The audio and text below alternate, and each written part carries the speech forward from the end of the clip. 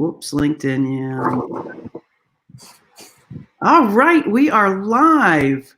Hi, Laura, how are you? Hey, Pam, I'm good. How are you? Great. So everybody, I'm here with my dear friend, Laura Slinn, who is the co-founder of Avalon Empowerment and an expert in NLP, which she'll talk a little bit about. But one of the things that I work with, not just with my clients, but really at any stage that I speak on or any people that I talk to, and Laura, you've heard this conversation a number of times, is people have such kind of mindset.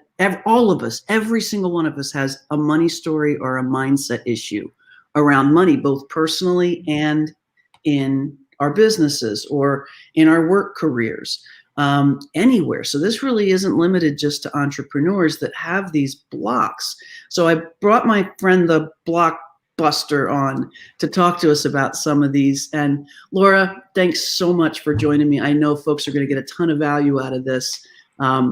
Give you a chance to say a little bit about Avalon, and then we can get in business here. Tell me when you're ready for me to share the screen, and I'll pop it up there. Yeah, absolutely. Thank you so much for having me.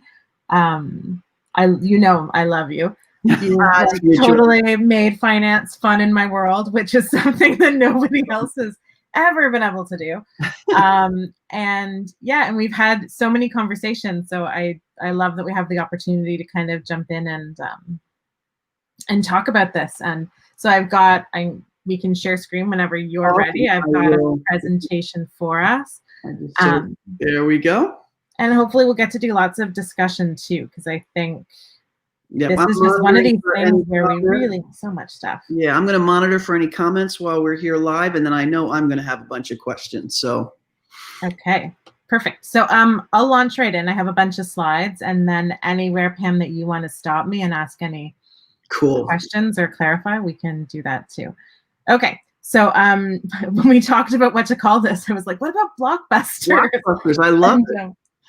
Yeah, I love that. So we're talking about money blockbusters, specifically subconscious money blockbusters. And I think this is a really relevant topic. Obviously, you see it all the time in your business. We see it all the time in our business. Money is, I think, perhaps one of these. We have so many attachments to money. We have attachments and labels, and it's raw and it's vulnerable. And when we don't have enough, we feel ashamed. When we have a lot, we can feel guilty.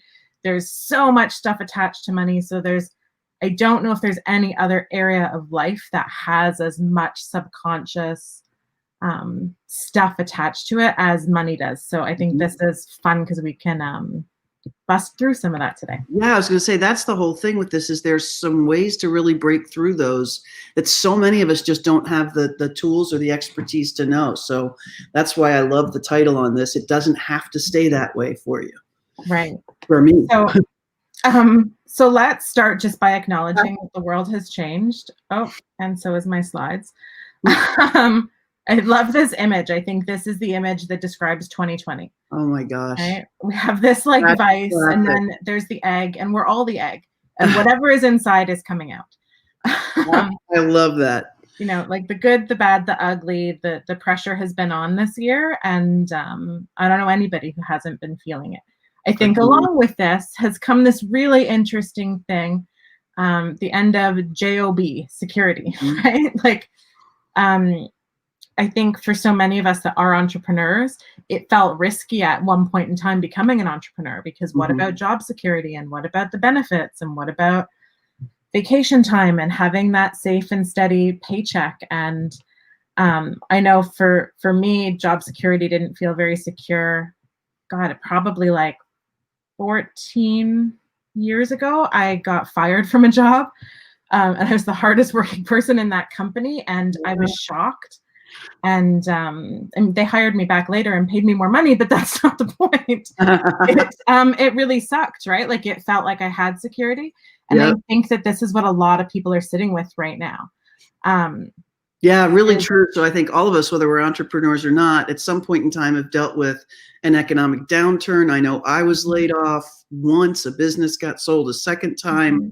And it's the first time you go through it, it is one of the huge traumatic incidents that life can throw at you.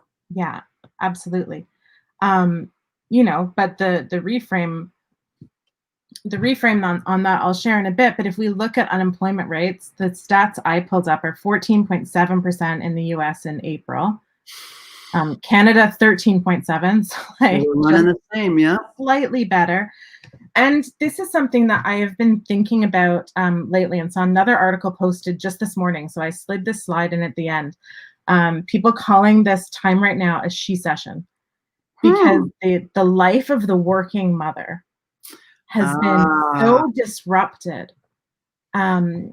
And a lot of women who are just finding it like too hard to do all of the jobs, to be, to do the 9 to 5 from home with homeschooling and all of the things, is really difficult, and I think it's worth talking about, because before this pandemic and before the issues that we were facing, working mothers with more than 2 children were already experiencing 40% more stress than others, either like women without children and men in the workplace. So I think this has really amped up. So the need to create a work and life and financial stability that actually works for your lifestyle. I know this picture is sort of adequate how I feel. In fact, at any point in time, my toddler might bust in here, probably naked, to interrupt us.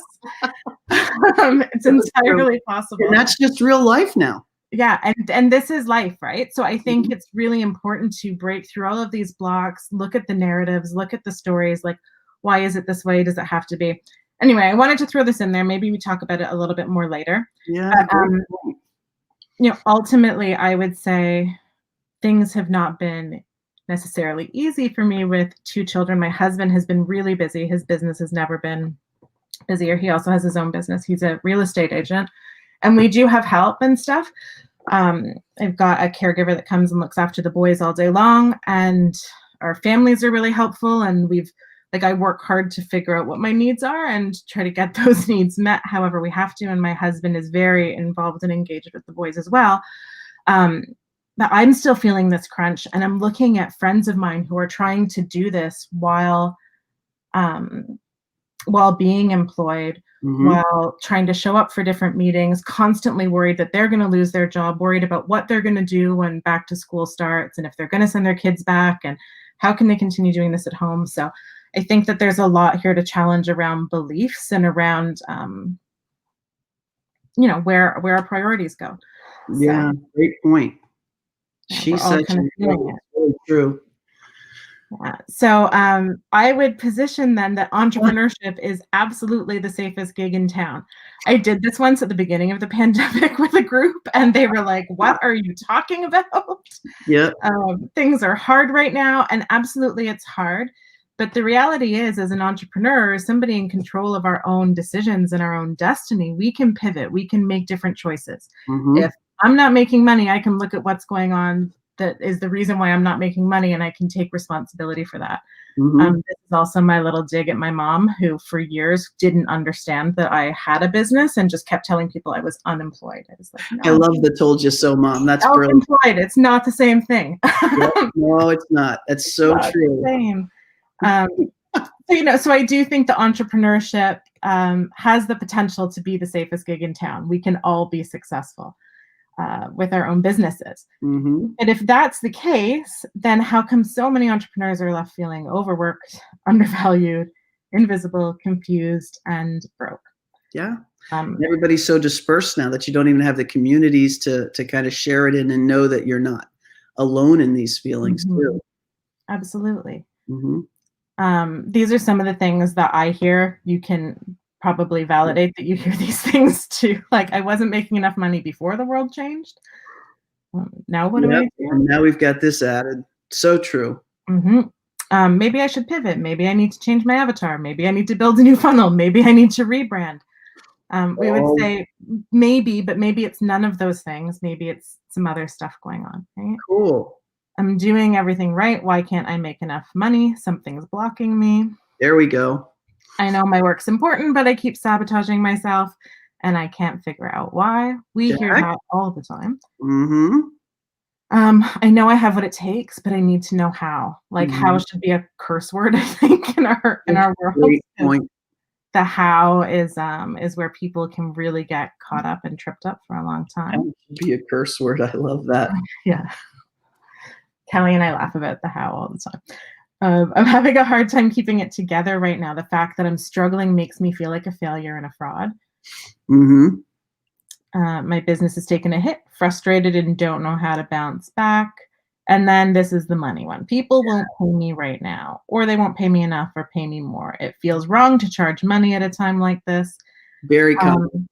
All the crazy stuff, including people can't afford my services right now, which can we just like admit that this is absolutely not true? Yeah, period. As a going, and that question was asked, quite frankly, or that particular statement is made by so many entrepreneurs even outside of COVID. Yeah. I can't, I want to do this for these people, but they can't afford it. Whatever these people is, their avatar. That's what I mean by their avatar. I posted this in our, we have a coaching group. So in one of our graduate coaching groups, I posted yesterday a post saying, for anybody who might still be running the people can't pay for this right now story in their heads, just know that I've gotten off the phone with like, I don't know, a dozen pool companies trying to get a pool installed at my house for next year. Like I'm not looking this year. I'm not a crazy person. And the amount of people that have told me they refuse to book appointments because they're already overbooked for 2021 and some booking into 2022. Like I've heard it over and over and over again. So people can spend money on landscaping and pools. One of our grads and a friend that you probably know has like a custom jewelry business. It's super well right now.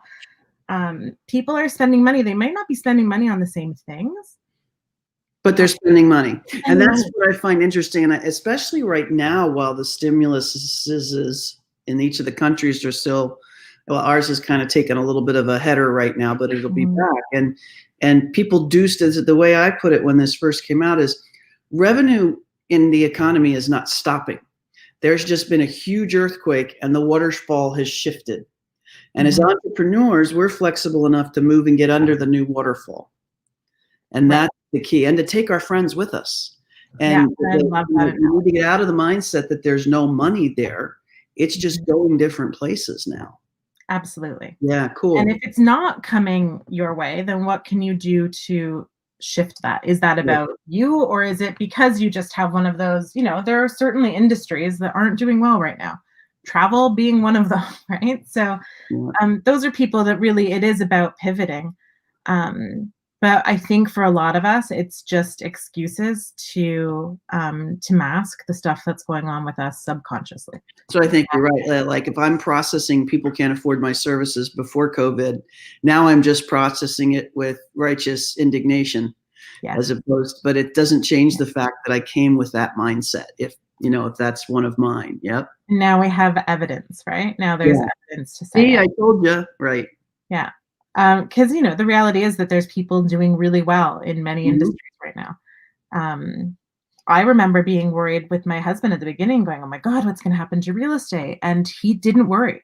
And he's like doubled his business over last year right now. It's insane. I have a love-hate relationship with it because I'm never, he's so busy.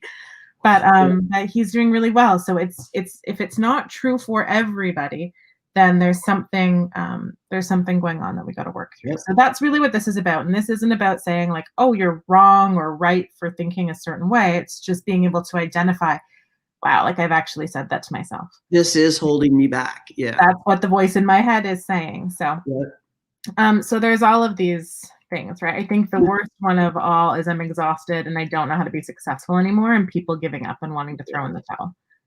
Agreed. Usually right the bottom line on this session idea, right? Like is how do we work? How do we work past this? So of course, I'm just going to focus mostly on money and the stories about money, but we have all kinds of stories related to every aspect of our lives that influence these types of statements. Okay. So now this is straight from like eMyth. 80% of most entrepreneurial businesses fail within the first 5 years, with 20% of those that survive not making it through the next 5.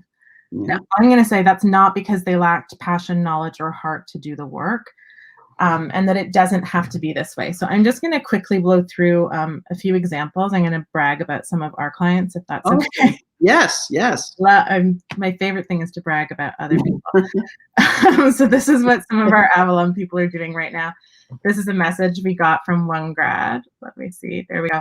This was in March or April. We received this. We had done a call in our group around how to access the emergency funds and stuff in Canada. And she sent us a celebration saying, I actually don't have to. I've just blown out my financial record and made $14K this month. That's beautiful. She's celebrating not qualifying for government support. There you go. Kathleen Black. Kathleen has trained with Avalon. Kathleen is one of the top real estate coaches in the real estate coaching industry. She runs the largest real estate team summit in North America, and Kathleen's always doing well, but her business is growing, and she's on a 35-day Camino right now. She's doing the Camino trek, so she's in. Wow. She probably crossed over to Spain so she's actually still living her best life with her business thriving in the background. In COVID. Some screen caps that we have, because she started running mastermind series for realtors who were concerned in the beginning, and of course she's thrived through it. The quick pivot. Yeah. Yeah. Nicole Weston, as a coach, she works specifically with mothers. She's actually solving this she-session problem. This is what she does. She works with mostly entrepreneurial moms to be able to fulfill the need to be in business, have a thriving business, change the world, and be a present mother. So she's been doing lots of amazing things. This is her podcast, Redefining Motherhood, for anybody. And these are all people who conquered mindset issues with you, right? Nicole just increased her rates to sort of her goal for the last several years was to get to this point, and she's sold recently a few client packages at super premium rates. She's doing really well. She's making more money than she ever has through all of this. Wow, that's great. The same is true for Dr. Angela Martin King. She was a chiropractor. She replaced her chiropractic income doing coaching work, and she helps caring professionals, so other people who are in this space. Well, when the pandemic hit, a lot of these people are busier than ever on the front lines, but she also recognized that there was a need for people who were chiropractors, massage therapists, people working in clinics who could no longer go into the clinic. So she launched something to help them launch online programs. Wow. And she blew out her financial records in the last few months. So these are all for the last couple of months. Amanda and Roberto, they're a couple. Amanda's business was all about Wild and Worthy for women, and Roberto's the Modern Man Project. They noticed that a lot of their clients being quarantined with partners and loved ones were experiencing so they launched a program called Firestarter to help couples who were recognizing that the level of complacency in their relationships, and there was just, you can't sweep stuff under the rug anymore when you're holed 24/7. Yep. 24/7. So they've launched a brand new platform for their business, and again, blowing out financial records, both of them in doing that. Kristen Lake is one of our grads in doing breathwork classes, so she launched into that. She was doing well before. This just added to what she was doing. Sure. Yep. Shelley DeLawyer has recently hired, I think, 3, maybe 4 of our other graduates. Shelley trains with Avalon sometimes, and this is her own program. And she has launched a program with a social service agency in Toronto, and because the workload was so much, she was able to hire 3 or 4 of our other graduates to help her do that work. And this is all happening right now. So this is the last month or so. Zina Hanef has really leaned into the work of diversity and inclusion, as well as helping Black, Indigenous people of color. A lot of women work out their own unconscious programs and blocks and beliefs around things like money, success, prosperity, and abundance. So she's doing amazing. Kelsey Van Roon, also helping entrepreneurs, just had a little baby girl. She's the sweetest thing. Has had her best months ever in business. So all of these people are doing really well. So I use that to, yes, because I like to brag and celebrate their success, but really just to point out that every one of them could have said, because of the pandemic, because I can't run my in-person workshops, people aren't spending money, like they could have used those same reasons, but they didn't. And why have they been so successful? I would say it's because they've built the neurology for success. Oh, awesome. And that's what I want to know how to do. Yeah, they've built the neurology for success, and they've excavated old programming and subconscious limiting beliefs instead of blaming the market, the government, the pandemic, or some other event or circumstance. There we go. Okay. And also community. So I want to highlight how important community is. Pam, you mentioned this in the beginning, this sense of sort of disconnection and how important it is. So this group that you're running here, and the group that we have for people in our community, and even just connection. I know I actually look forward to Mondays. You're the best part of my Monday. Every Monday. It's a great meeting. It is a lot of fun. I'll admit it. Yeah, it's one of my favorites. So having that level of connection with other people who are of like mind and heart, because you can't look anywhere in this world right now without getting a wall of negativity. Yeah, it's so true. Social media, the news, family gatherings, it's just we're surrounded by politics, COVID, and mindset is really, really important. Yeah, very, very good point. Okay, so here is my question for anybody watching, and it is, what would you want if money wasn't an issue for you? I love it. It's a great question. What would you want if you didn't have the stories running? What decisions would you be making? And what would you really, really want? Because what it is that you want is that's connected to you. That's wired to who you are. Okay? And I want to avoid making this just about the money, because there's lots of other things. I'm just going to go through. These are just a couple of other examples because the others were really coaching. This is an amazing couple. They came to us with major money stuff running. Kevin had carried forward CRA debt for 20 plus years. Wow. And when they got that cleared up, dealing with the unconscious programs that he was running, their real estate business has skyrocketed. Their personal lives have changed. This is Nicole, who you saw. She actually did a 6-time return on an investment in one of the tools that she learned. Angela replaced her chiropractic income. I shared that. Ina was actually able to double her coaching rates and her income after NLP training. Wow. Because of what she was able to offer to people. Jen and Mike, we love this couple. Jen has the Jen Schulte team real estate. Mike works with Jen and does all kinds of other amazing things too. But they saw $100,000 within 4 months. Wow. And that was not in extra real estate deals. It was in the way that Jen was able to communicate with and influence and inspire her team. Wow. So she said it's not a result of just doing more deals. It was all just about how she was able to manage the business differently, and not taking it all on and dealing with all of those beliefs and programs that says it all has to fall on my shoulders. Being able to relinquish that and change those programs, and they did lots of good stuff. But it's not just about the money. Doing this work, you can also experience multiple personal and spiritual breakthroughs, miraculous and spontaneous recovery from chronic illness. The money's more just a symptom, right? Yeah, exactly. Move past fear by traumatic life and experiences. Act in spite of trauma, in spite of COVID. Put yourself out there. Be the most referred and trusted entrepreneur that you know. Understand your clients and customers better than they know themselves. And really answer the call to show up in the world. So that's really, that's where I'd love to, those are the results that make me the most excited. The money is just it's just the effect, right? It's what comes when you do that kind of work. So, okay. So I'll talk a little bit about myself and Ernie and Kelly, so myself, Ernie, and Kelly are co-founders of Avalon Empowerment. This is our book. I have a link here and a link at the end of the presentation. If somebody wants to grab it for free, they can. You can drop that in the chat later too, and send it for sure. In the chat. Yeah, absolutely. So Kelly, Ernie, and I have this really interesting origin story where so Ernie has been in the world of personal development for 20 plus years.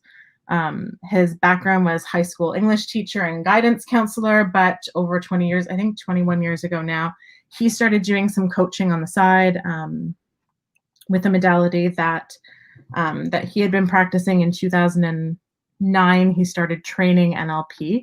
That was around the same time that I met him, where I had been referred by a friend of mine at work because I was dealing with infertility.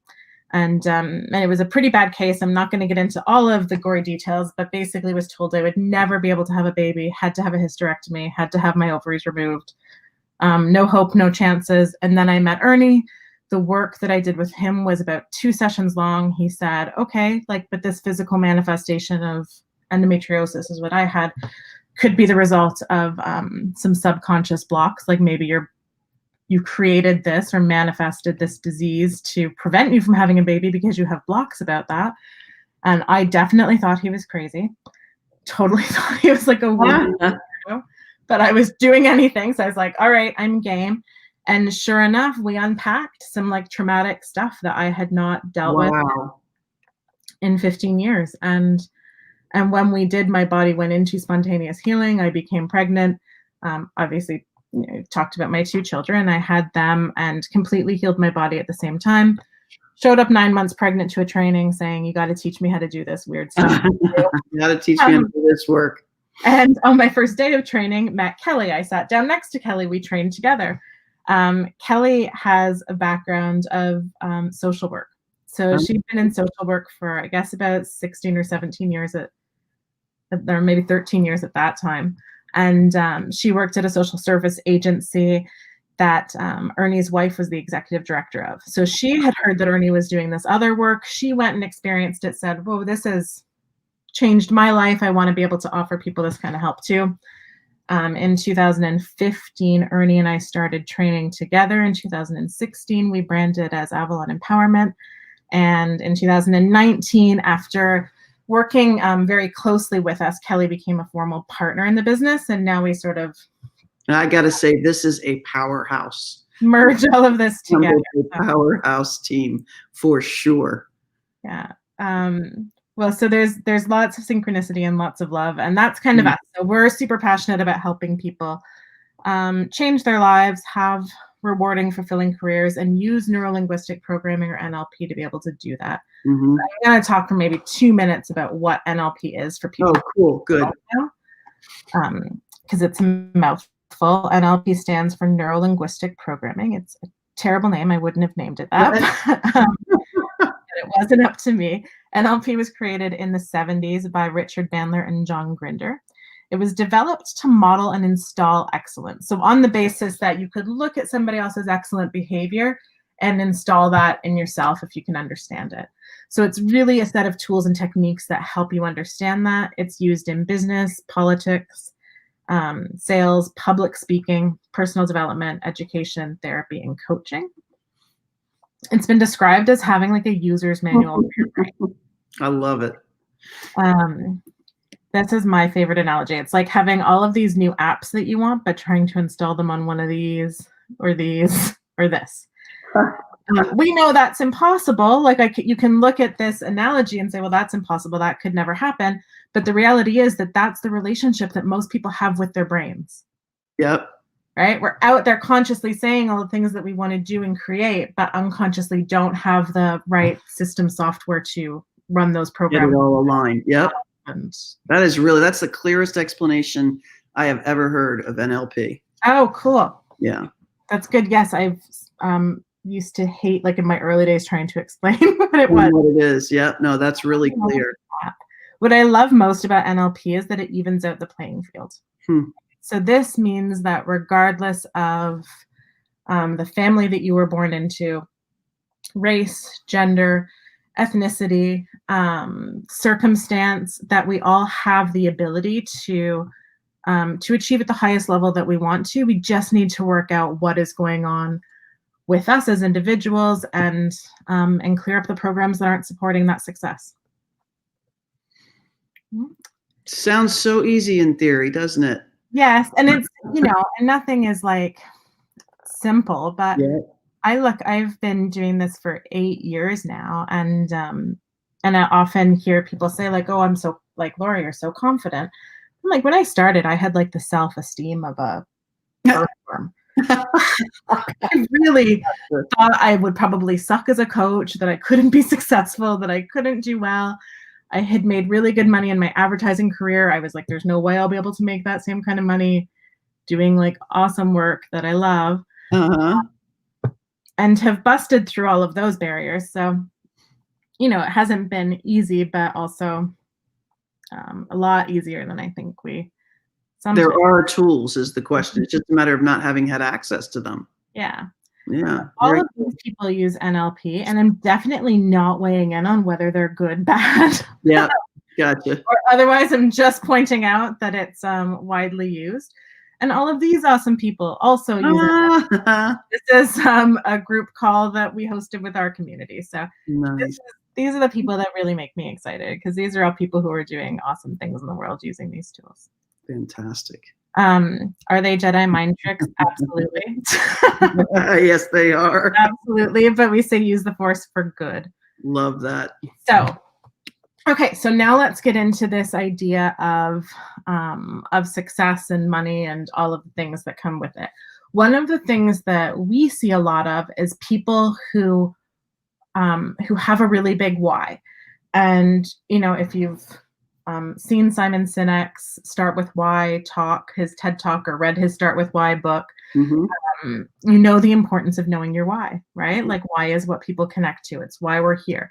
But what we see is a whole bunch of people with this really big why for changing the world, but a perception of self that does not match that why. Because of the imposter syndrome, because of the voice in their head, they're conflicted, right? Yep. I don't know enough. I'm not smart enough. I don't have the support I need. This is crazy. I should be humble. What would my family think? And all the things. Yep. Right? So having your why is important, and articulating your why is important. But what's more important is growing your who to match your why. And that is where the work is. Like, that is when you hear people talking about the subconscious mind and programming and limiting beliefs and blocks. That's what it is. Like, it's that perception. Those are all of the things that have us perceiving ourselves to be less than who we are. Mm-hmm. To grow your who to match your why and strengthen your personal connection to your why. And when you do, we wind up with an image that looks like this. It's like a Venn diagram, but in sacred geometry, it's called a vesica Piscis.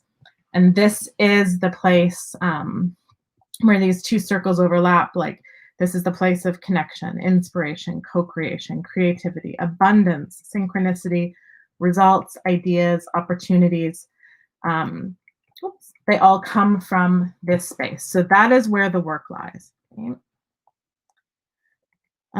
Here's the image of the iceberg. To put it another way, you have your conscious mind. Okay, your conscious mind is the part of you. It's 5 to 10% of you. That's the part of us that gets up and says, I think I'd like to set the goal or do the things. It's the part of ourselves that is consciously thinking about what it is that we want to do in the world, what we want to create. That's the part of you that articulated the why. Mm-hmm. Right? That's the part of us that goes and builds the website and registers the business.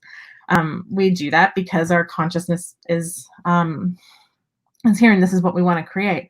But your unconscious mind is far more powerful. It's 90 to 95% of who you are. Wow. Your unconscious mind is a holographic library of your entire life. So every word you've ever spoken, every word ever spoken to you, every event, every memory, while you might not remember it consciously, your unconscious mind has recorded it, and those memories are stored at a cellular level. It's called cellular memory. So, if the conscious mind is putting stuff out there, the unconscious mind is what's going to get it. So your conscious mind is your goal setter. Your unconscious mind is your goal getter. Got it. How do we get results? By working directly with the 90%. Like, this just, it's like, Pam, this is the math I can do. I like this math. It only makes sense, right? So if you look at this in terms of relationship, you've met somebody comes along and says, I really want a loving, intimate, caring, supportive, respectful relationship. Mm-hmm. Their life experience or what was modeled for them is something different, and unconsciously they're running a belief of I'm unlovable, all men are arseholes, like whatever it is that's running, what's going to win, the 95% or the 5%? The 95, and you often, I'm guessing, don't even know that that 90% is running, that's the tape that's running. That's why we call them unconscious. Unconscious. Because we're not conscious of it. You can become conscious of it, but even then awareness is not necessarily enough. Okay. Right. And I think this is where the personal development, self-development field can let people straight. Like if it was, then Barnes and Noble or Chapters Indigo, we'd be able to solve our problems because there's a book on everything that will give us all of the awareness that we want. But then what do we do with that? Right. This is about clearing those beliefs. And you need to be able to work with your unconscious. You have to have a relationship with your unconscious. Because this is where all of these things sit. It's interesting because it feels to me like there's a strong, like non-porous border between the two. Yeah, so there's a name for it.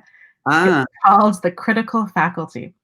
Okay. So the critical faculty is that, or when you hear people talk about the veil, it's the veil. Got it. That makes sense. It's the veil. It's what separates the conscious from the unconscious. So tools like hypnotherapy, tools like NLP, and we do something else called quantum time release. They're all tools that are designed to slip under that critical faculty, to lift the veil, to be able to access the actual information and make change with it. So you can reprogram it and put it back, basically. Absolutely. Okay. Absolutely. Got it. You just need to have awareness of what the real programs are that are running, right? Yep. So for example, if the conscious mind, and this is where affirmations are wonderful, but using affirmations to reprogram your subconscious can take years. Like years and years and years, right? Because if you're doing that, like, I'm a money magnet, like abundance now, but unconsciously you're thinking about bills and debt and the conflict that the lack of money is causing, and you're focused on scarcity in a space of desperation because you don't know if you're going to pay the bills and worried that you're not enough. Again, the 90% is going to win. Yep. So you can do all of the affirmations that you want, but what's running underneath is what you really need to be aware of. And I think because there's the move for positive thinking, we don't want to think about those things. Got it. I don't want to focus on the negative. Like, I can't focus on that. We said, well, don't focus on it. Like, you don't want to dwell on it, but you do need to have awareness of it, because without awareness, we can't change it. We can't change it. We can't heal it. Carl Jung said, until you make the unconscious conscious, it will direct your life, and you will call it fate. That iceberg, that image is just going to stay with me, because that's what's driving, that's what's moving that iceberg through the water. It's not the top. Yeah, one of my closest friends, who's also now studying NLP with us, just tattooed an iceberg on her body. I love it. That's brilliant. Because of the changes that we did some work several years ago, and she's like, I always want to remember what life is really about. So that's great. Okay, cool. So here's the thing: opportunities are everywhere for all of us. Like, not just for a few; they're there for everybody. If you don't have them, it's because your brain is not calibrated to pick up the opportunities. It's picking up everything else. So perceptions are driven by unconscious beliefs, values, and strategies. To put it another way, there's no out there. There's only whatever is in here, looking out there, making stuff up. Wow. So what you have or don't have right now is precisely what you have been asking for at the unconscious level. Right? That can be a bit of that's a big statement. And it is. And it's the one where people are like, but what do you mean? There's a pandemic. Yeah. What do you mean? My partner is this way. Like, no, what you have or don't have is exactly what you've asked for at the unconscious level. Let's look at it this way. It's like a thermostat. Okay? So you've maybe heard the thermostat metaphor before. You have a calibration. You're calibrated for a certain amount of love. You're calibrated for a certain amount of wealth. You're calibrated for a certain amount of joy. And if you start to approach the top range of what you're calibrated for, and you haven't done any work to calibrate yourself higher, you'll sabotage to drop back down.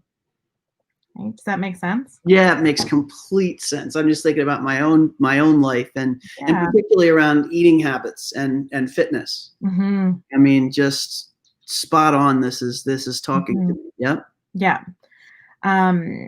So, I have somebody in my life who she is not calibrated for a high level of love. Right? She's not calibrated for a high level of love. So the more we do for this person, the more she'll sabotage. Like you can almost tell, like at a family function, we get like a few good hours in, and then like weird behaviors start or something offensive is said. And it's like, okay, we've hit the limit. Like, let's call it before For this too goes late. south, and say goodnight and then get together the next time. But unfortunately, the beliefs about not being lovable and not being wanted are just so strong that the more love we try to show, the more she'll sabotage it. They're just totally entrenched. Right. So that's a example with a like family relationship, but the exact same thing is true for money in our lives. Wow. Right? The exact same thing is true for money. So how do you look at what you're calibrated for? I recommend writing your own like money autobiography, writing your money story out. I know I did this once and I was shocked. I was like, man, if I titled this, it would be like my bipolar money experience. Tell me a little bit about that. When you say write out the money story, what do you mean really? Like, where would I start if I were going to start? Like your earliest memories of like how was money dealt with in your family by the people who raised you? Ah, okay. What was it like? Was there arguing? Was there conflict? Was it like what kinds of things did you hear? And this is where all of the beliefs. So our beliefs and our blueprints are really kind of set in stone by age 7, maybe 8 or 9. Mm-hmm. But that the first reason this is interesting to me is because you need to write down those things that you even think are not an issue. Like, for example, if you come from a family where they were incredibly money conscious and took very good care and saved and all of those things, you probably learned some expressions about, saving for tomorrow that you don't even realize are part of your money story. So I guess that the thing that's so hard is it's really stopping and separating yourself from the day-to-day to sit down and write this. Is to go back and go, what are those things that run through my head that I don't even really pay attention to? What do I remember my mother saying, my father saying, my grandmother, my uncle? Even though they may have become a family, like a family saying or part of your family culture that's so normal, you wouldn't think it's having an influence on you. Yeah. So that's kind of like the writing the money story, I think, can really be broken down to say everything you've ever thought from a timeline standpoint or heard about money in your subconscious. And what have you made that mean now? Because we all take those stories and do different things with it. Yeah. Wow. If I look at my life, my parents still live in the same home that I was raised in. I think we moved there when I was 4.5 years old. It's like a nice home, middle class family, nice spot. Man, did my mother ever worry about money? Huh. And you saw it every day. Constant anxiety, panic attacks, a lot of conflict, a lot of arguing. She had a lot of beliefs because she was raised in Ireland and was sort of told like, you're not smart, you're not going to get a job, just work on being beautiful and find yourself a great husband. Wow. So this was like, that was her story. And then my father, and I'm super grateful because my father decided he hated his job that was sucking the life out of him when I was about 7 years old. And he just quit one day with no notice, came home. We drove to Disney, camped at Disney. We were like, came home. He's like, hey, I quit my job. We're going to Disney. Of course, my mom totally freaked out, but then he started his own business and he retired a few years ago, but he was an entrepreneur for most of my, childhood, all of my adolescence and most of my adult life. Wow. Which was great because I think it gave me the perspective of seeing that, but I also watched his business go up and down. Got it. So my beliefs about entrepreneurship were that it was like feast or famine. Got it. Not that we ever actually experienced famine, but my mother's neuroses sounded like we did. Tied into that. Yep. Right? We never actually experienced that. We never went without, like, always, God, I was spoiled. Santa brought too many things every year. Mm-hmm. We never experienced that, but that was what it sounded like. And to the point where I think that I adopted the belief, well, money just causes conflict. And even though I was making really great money, by the time I met Steve, I was spending really great money too. And so Steve, my husband, came from a very different background. They grew up sort of like just above the poverty line. His parents working around the clock, trying to make ends meet, afraid to open the mail kind of thing. Wow. And him saying, that will never be my life. So my husband, Steve, got his first job when he was 11, which is not even legal. I don't know how it happened. Wow. And we laughed because he was like breeding hamsters. He asked for like a male and female hamster for Christmas or something one year, and was breeding hamsters when he was like 8, 9 years old and selling them to kids at school. Entrepreneur from yeah. Wow. So we laugh about it. It's why he loves real estate now, right? Because he's like, if people were just more financially aware, they could do so much more and they would make different decisions. But when we started dating, he was like, I love you, like totally down for buying a house and living together. And then he starts handing me like Susie Orman and Robert Kiyosaki books. He's like, I need you to read all of this stuff, and I don't want to be your like money babysitter. But like I'm gonna control sort of finances because the way you spend money. Because I was like, what do you mean? Like, and he's like, you have all this credit card debt. I'm like, but God made credit cards so that you get money you don't have. Right? Yep. And so, you know, since we got together, he said it then, and it's remained true. I would say 99% of the time, we'll never carry credit card debt. We'll never do these things. Because it was super important to him. So we take those stories, is my point, and we do different things with it. Doesn't mean that he didn't have to recalibrate his thermostat, or that I haven't recalibrated mine, or that we don't continue to have to do that work. It's just some examples of some of the things that we tell ourselves, right? So true. So, you know, so what are you calibrated for? Do you have beliefs that it's always going to be feast or famine? If so, you're going to actualize those beliefs. Mm-hmm. Feast or famine is a great one. And the other one is what we said at the beginning here, the 80% business failure rate. And if you get that in your head and your question is, well, why can't I be one of the 20%? The answer is you can be one of the 20%. Don't get it in your head that an 80-20 split means failure. Right. And that's such a good point, right? Because I laughed that when I was told that there was like 100% possibility of not having a child. I was like, really? Like 100%? And my doctor was like, fine, I'll give you 2% room for miracles. And I guess I'm like super competitive and I like a good challenge. Okay, yep. I'm going to take the 2%. And what we focus on expands. And this is where the brain and NLP and all of this comes into it. So yes, we have to have awareness. 20%. Right. We have to have awareness of what's running, but we also have to choose to focus on the opposite. So when we know what's there, right? There are so many beliefs. We see it a lot in the coaching industry that it's wrong to charge money to help people. Ernie speaks a lot of like spirituality and money. Yeah.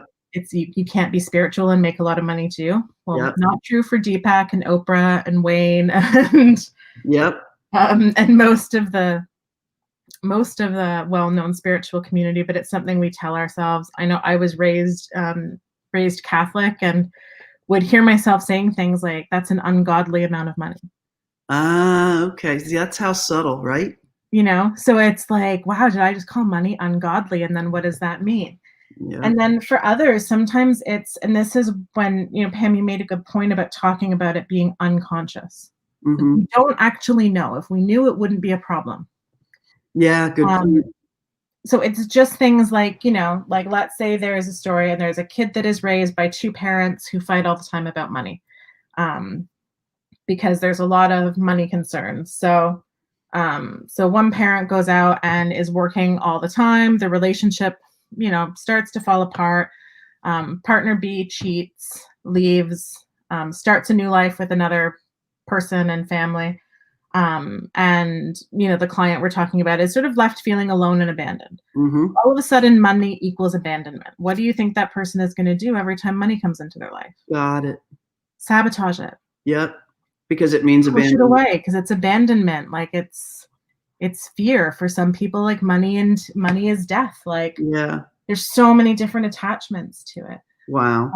And so we really have to look at what these stories are. And it comes out, because I would have said like, no, whatever, like raised in a middle-class family. We did well. Like we didn't do a lot of fancy trips. We didn't have luxury things, but like my family was okay. But man, when I started sitting down and actually like writing out some of the experiences, there was a lot of other stuff there.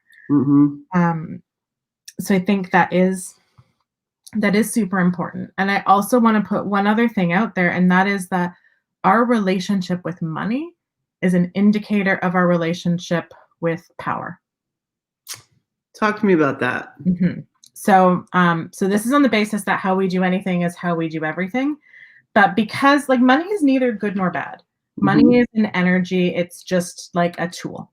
And it can be used to create lots of good in the world. It can be used to create lots of bad in the world. Just like power. But money doesn't, like power doesn't exist without, without the, like money is a way to wield power.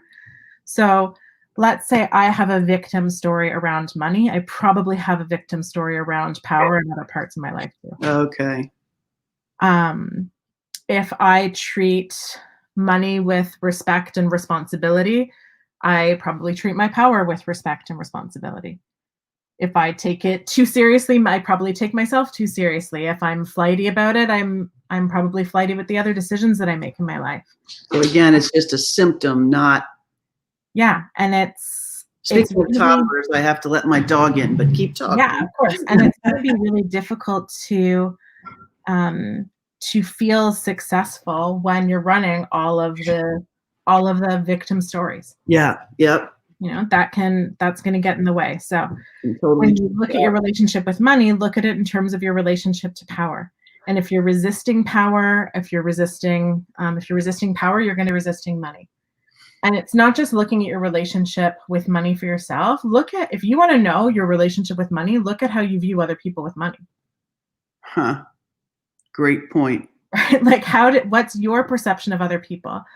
What's your perception of what people think of you? There's a concept in our world called secondary gain, and that's where the gain of having a problem outweighs the pain of having a problem. Right? Really? So problems have payoffs, and quite often we'll tell ourselves things like, well, if I were really wealthy, like if I actually achieved those goals I put out there, what would change in my life? Would people judge me? Would people criticize me? Would people think that I'm an arsehole? Like, what are people going to think about me? So if there's an unconscious payoff, like people know inherently that some of their relationships will change when they become more powerful or when they become more wealthy. Yeah. Okay? And I don't mean power over, like I mean like our own, our own authentic power, internal power. Because what happens in some of our relationships is, whether it's friends or romantic partners, like attracts like, and then you decide to grow. And maybe that is growing and becoming more powerful. It mirrors back to the other person the level of disempowerment that they actually have that used to be okay and just sort of fly under the radar. Got it. Right? So if I know that that's going to happen, and the story I start telling myself is my partner or my girlfriends or, my family are going to reject me if I become this person that I'm growing into, then we start sabotaging. Got it. Right? Got it. Finding ways to push it away. And again, not even really aware of it. Exactly. Exactly. Because the gain and the need for connection and the need for belonging and the need for acceptance is important. Like it's a core human need. So when the gain of the problem outweighs the pain of the problem, like, yes, it sucks to be broke, but does it suck as much as losing my partner? Not that that's what actually happens. It's just the story we tell ourselves. I love it. Wow. You have, clearly I could listen to you forever because I've let you, I just don't want to stop, but I do respect your time. Yeah. This has been hugely helpful. I'm going to unpack it all a little bit and put some timestamps here for people so that they can see the incredible value that you've brought. And I appreciate it so much. If somebody wanted to work with you guys, how do they get in touch with you? Yeah, our website is avalоnempowerment.com. We're on Facebook and Instagram and all things as Avalon Empowerment. Awesome. Our book, you can download our book at Evolved. Do you want me to type that into the chat? Yeah, that'd be great. Yeah. Evolved NLP book.com. And yeah, so that's us. Just reach out. Grab that and copy it over to the public chat here. And I cannot thank you enough. This has just been awesome. Thank you. I'm going to go listen back to this and get myself completely immersed in it, because it just reminds me to really sit down and do the work. You can't ignore this work. You can't drive the ship with that 5% that's above the water. Well, you can, but you're not going to go very far, very fast, and you're going to hold yourself back. It's just a process of learning how to get beneath that veil and working with the programs and then expressing. Awesome. Expressing that and watching things. Well, I certainly love everything I learn from you every time we talk on Mondays as well. So thank you so much for doing this. And this will be out there for a while. Feel free to share it. Anybody, if this had any value to you, let me know, share it, all the things, and we'll make sure that we get the word out, because the programs these guys run are just tremendous, and their results for their clients blow me away. So, and I see the numbers, so I know what the results are.